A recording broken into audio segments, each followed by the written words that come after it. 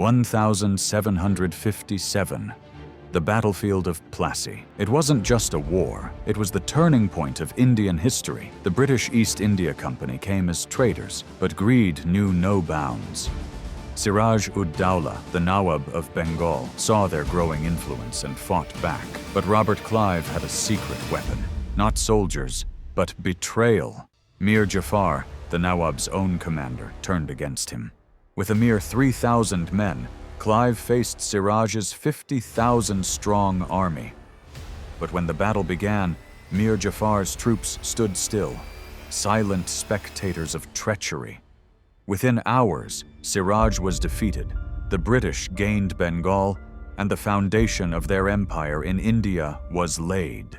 But what happened next? How did Bengal's riches fall into British hands? The answer lies in the drain of wealth.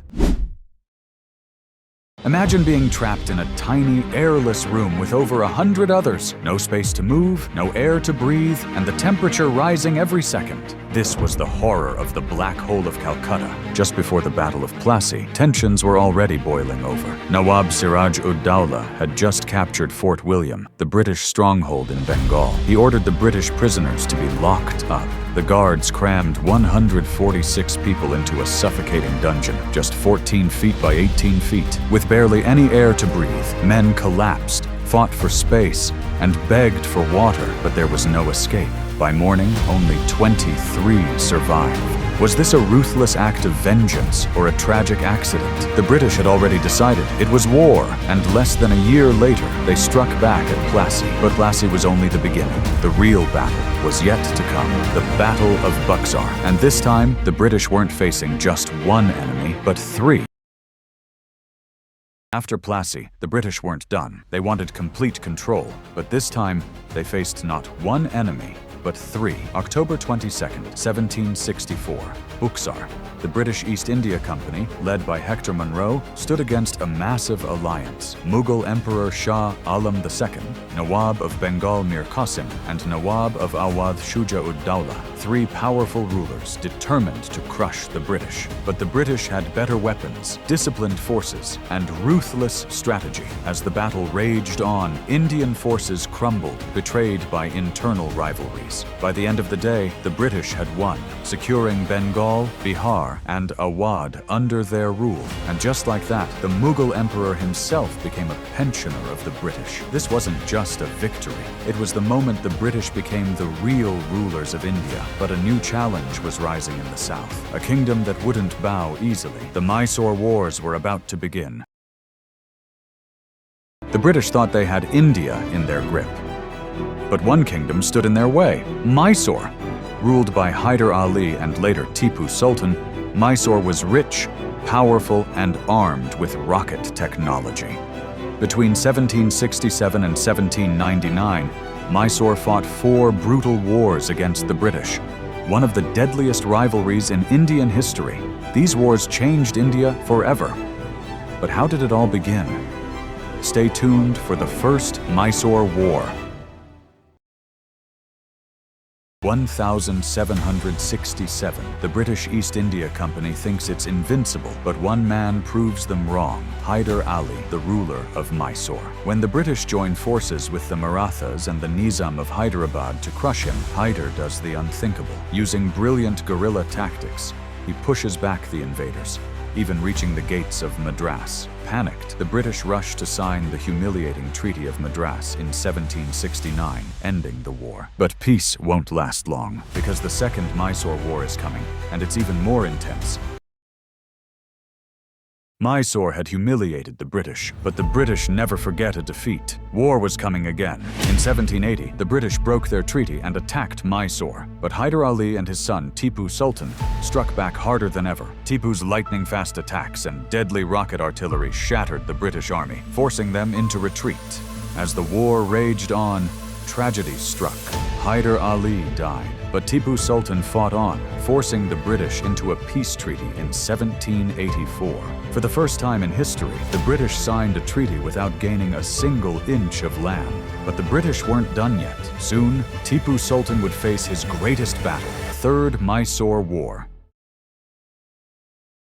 The British wanted revenge, but Tipu Sultan was ready. This time, it wasn't just a war, it was a battle for survival. In 1790, the British, the Marathas, and the Nizam of Hyderabad formed a powerful alliance, but Tipu Sultan stood alone. Tipu struck first, attacking British forces in Travancore. His rockets rained destruction, shaking the enemy, but the British regrouped, storming through Mysore, capturing key forts, and pushing towards Tipu's capital. Then came the final siege. Tipu was outnumbered, but he wouldn't surrender. Could he turn the tide? The war ended, but at a terrible cost. Tipu had to make a painful decision. What happened next? Find out in the Fourth Mysore War. Mysore stood strong, but the British wanted it gone. This time there was no escape. In 1798, the British accused Tipu of seeking help from Napoleon. They declared war, determined to end his rule forever. Then, the British, the Marathas, and the Nizam of Hyderabad launched a final attack. Tipu's forces fought fiercely, but they were outnumbered. The British broke through the fortress walls. Tipu refused to flee. He fought till his last breath. And then, the Tiger of Mysore fell. His kingdom was lost, and the British took over Mysore. But the British weren't done. Another powerful empire stood in their way. The Marathas. The Anglo-Maratha Wars are next. The Marathas were unstoppable until the British played their game. In the late 1700s, the Marathas ruled most of India, but the British, fresh from defeating Tipu Sultan, wanted more power. It started with a treaty, but trust was thin. The First Anglo-Maratha War broke out in 1775. The Marathas, led by the brilliant Mahaji Shinde, outmaneuvered the British. They won the first round, but then the Marathas began to fight among themselves. The British saw their chance. In 1703, the British struck back. Arthur Wellesley, the future Duke of Wellington, crushed the Marathas at Assaye and Argaon. By 1818, the Maratha Empire was broken. The British now controlled India. The Marathas fought bravely, but their fall marked the rise of British rule in India. The Marathas had fallen, but one power still stood in the British way: the mighty Sikh Empire. By the early 1800s, Punjab was ruled by Maharaja Ranjit Singh, a warrior king who kept the British at bay. Under his rule, the Sikh Empire became a formidable force, but after his death in 1839, chaos took over. Infighting weakened the empire. The British saw their chance and advanced towards Punjab. Then, in 1845, the First Anglo-Sikh War erupted. Battles raged across the Sutlej River, with both sides suffering heavy losses. The war had begun, but could the British defeat the fearless Sikh warriors? Find out in our First Anglo-Sikh War. The British thought they had conquered India, but then the Sikh Empire rose to stop them. After Maharaja Ranjit Singh's death in 1839, Punjab fell into chaos. Betrayals, assassinations, and power struggles weakened the empire. Sensing an opportunity, the British East India Company advanced, provoking war in 1845. The first battle erupted at Mudki. The Sikhs fought fiercely, but British firepower took its toll. Then came Firoz Shah, a brutal two-day battle where the British almost lost. But then, reinforcements turned the tide. The war had only just begun, but who would win the final battle?